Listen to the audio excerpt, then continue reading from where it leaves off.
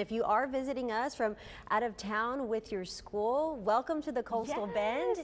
You are here at a beautiful time. I know, a sweet treat in the weather department. Yeah. The next few days, it's still going to be around. Love that for us. But not so much over the weekend. Inching toward the weekend when we're like off. Right.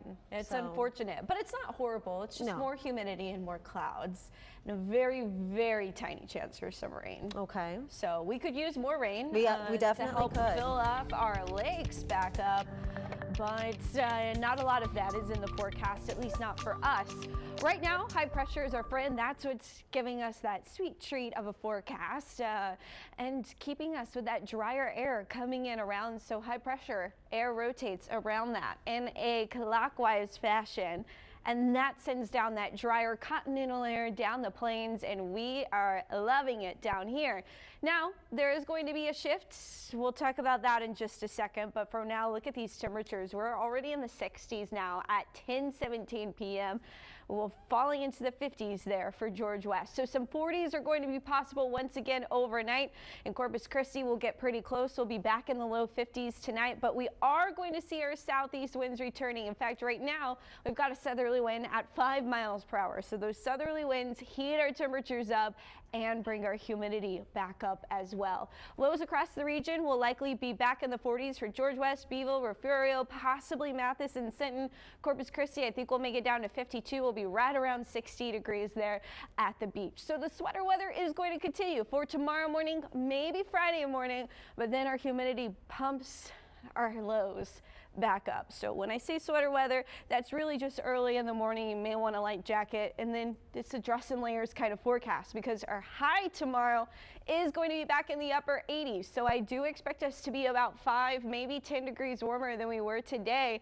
But overall, it's still sunny, still low humidity. One more cool night ahead of us heading into Friday morning. That's going to change as the high pressure slides further east over the Gulf of Mexico. We start to tap into that Gulf moisture, and in the upper levels of the atmosphere, we've got southwest flow bringing back the Pacific moisture. We've got a storm system on the way for Sunday.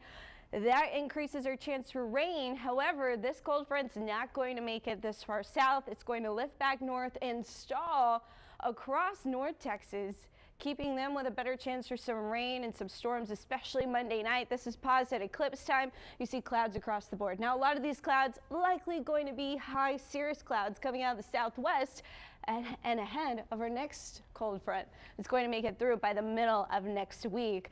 So we'll continue to fine-tune those details of how much rain we could see with that front. But for now, the main impact is the muggy meter going up. We're talking humid conditions over the weekend and heading into early next week. Now, pending the arrival of that next front, we will start to see our humidity going back down. As far as cloud coverage goes, yes, Monday, it's still trending cloudy for that solar eclipse. Something else I want to talk about, so that high pressure keeps our wind on the lighter side as well. Tomorrow, not too windy. We'll see light and variable winds, but they do shift back out of the south and southeast. And so Saturday, this mile per hour, this is going to be up in the upper levels of the atmosphere where the low level jet is. So it's not right down at the surface, but these winds can sometimes translate to our gusts down at the surface. And so as we're in between this area of high pressure and this cold front, our wind is set to pick up, bringing us a windy Saturday. And there could be some strong to severe storms well to our north, more so into Oklahoma, it looks like over the weekend. So overall, still really pleasant forecast for Thursday and Friday.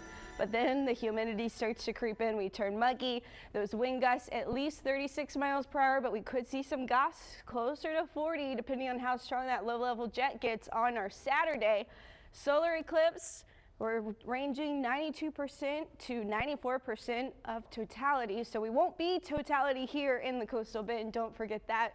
You have to have those glasses to look up at the sun or some other way to not directly stare up. We cannot reiterate that enough. Do not stare up, even if you think it's for just a few seconds. No, we have so many resources on our website, from the forecast to all these local resources to help get you ready for the eclipse.